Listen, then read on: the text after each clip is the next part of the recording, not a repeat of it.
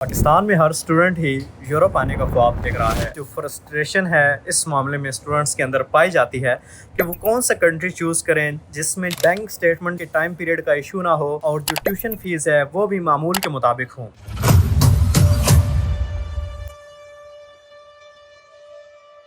आज हम बात करने वाले हैं स्टडी इन साइप्रस के बारे में। कौन कौन से मेन पॉइंट्स हैं साइप्रस में पढ़ने के या साइप्रस के लिए जाने में, उसको मैं डिस्कस करता चलूं।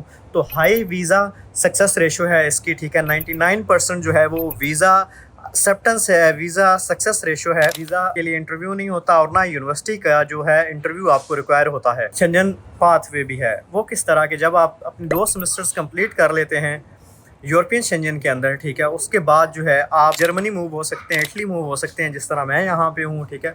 और डिफरेंट कंट्रीज़ यूरोप और शेंजन के कंट्रीज़ में आप मूव हो सकते हैं। 5 से 10 साल का जो गैप है वो एक्सेप्टेबल है और इवन 55% मार्क्स के साथ भी आपका जो है एडमिशन वो पॉसिबल है। स्टडी इन साइप्रस में जो है इंटेक्स कितने होते हैं, तो वह यहाँ पे 2 इंटेक्स होते हैं। एक सितंबर इंटेक होता है और एक फेब्रवरी इंटेक। इसमें अगर मैं ट्यूशन फीस की बात करूं, जो मेन पॉइंट होता है स्टूडेंट्स के लिए, तो ये है कि पब्लिक यूनिवर्सिटीज़ जो हैं वो 2000 यूरोज से लेकर 4000 यूरोज पर ईयर जो है ट्यूशन फ़ी चार्ज करती हैं, और जो प्राइवेट यूनिवर्सिटीज़ हैं वो 4000 यूरोज से लेकर 6000 यूरोज तक चार्ज करती हैं। 100+ जो कोर्सेज़ हैं वो आपको मिलते हैं पढ़ने के लिए, मास्टर्स और बैचलर्स के लिए। अगर मैं पॉपुलर कोर्सेज़ अगर उनकी बात करूं तो नर्सिंग है, ज़ूलॉजी है, बॉटनी है, मैथमेटिक्स है, जनरल साइंसेज है, बिजनेस एंड आईटी है, उसके अलावा इकोनॉमिक्स एंड डाटा साइंस है। अगर मैं इसमें कॉस्ट ब्रेक डाउन करूँ, ठीक है, तो कॉस्ट ब्रेक डाउन जो है पर एप्लीकेशन जो है यूनिवर्सिटी में इट्स अराउंड 50 यूरोज़।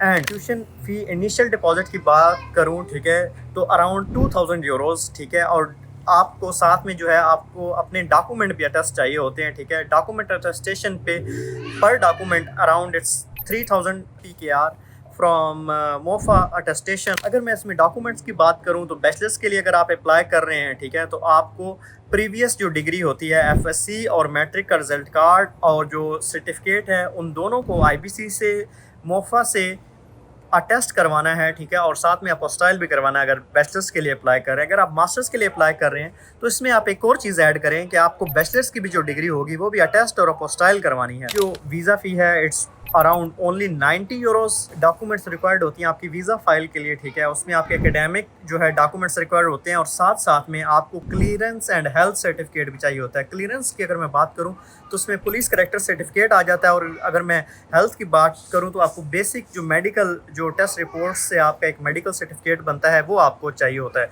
और साथ में जब आप वीज़ा फाइल कर रहे होते हैं तो आपको इंस्टीट्यूशन ऑफर लेटर चाहिए होता है, आपको लैंग्वेज प्रोफिशिएंसी चाहिए होती है, डिपेंडिंग ऑन कि आपका जो एडमिशन है वो आइल्स की बेस पे हुआ है या सिंपल MOI की बेस पे, मीडियम ऑफ इंस्ट्रक्शन की बेस पे हुआ है। बैंक स्टेटमेंट भी चाहिए होती है अराउंड 7000 यूरो। साइप्रस में अप्लाई करने की जो बेस्ट बात है वो ये है कि आपकी जो बैंक स्टेटमेंट है वो 1 महीना पुरानी भी हो तो वो चल जाती है। इसमें कोई आपको टैक्स रिटर्न्स वगैरह कुछ नहीं दिखाने पड़ते, आपका सिंपल प्रोसेस होता है। आपकी सिंपली 1 मंथ की भी अगर आपने मेंटेन की हुई है बैंक स्टेटमेंट तो वो एक्सेप्टेबल है। इसमें अगर मैं बात करता चलूँ work rights, cost of living की, ठीक है, एंड परमानेंट रेजिडेंसी की, ये मेन पॉइंट्स जो हैं वो स्टूडेंट्स को जो है वो कंफ्यूज कर रहे होते हैं जब भी वो एक कंट्री चूज़ कर रहे होते हैं। आपको 20 आवर्स पर वीक जो है वो वर्क अलाउड होता है और आपको जो राइट्स मिलते हैं, ठीक है, वो फुल टाइम वर्कर के राइट्स मिलते हैं, ठीक है। Even you will be working only 20 hours, ठीक है। और इसमें जो मेन चीज़ मैं बात करता चलूँ जो है PR की, परमानेंट रेजिडेंस की, ठीक है, तो वो आपको लीगल जो है स्टे चाहिए होता है 5 ईयर्स का, ठीक है। उसके बाद जो है आप अपनी PR अप्लाई कर सकते हैं, permanent residence. This is the whole story about study in Cyprus. जो स्टूडेंट्स हैं, ठीक है, वो काफ़ी ज़्यादा कंफ्यूज होते हैं कि हम जो है अपनी जो ट्यूशन फ़ीस है वो किस तरह जो है पे करेंगे इधर यूरोप में आके। इवन इन साइप्रस, ठीक है, जो लोग हैं वो कंफ्यूज रहते हैं कि हम किस तरह पे करेंगे, ठीक है।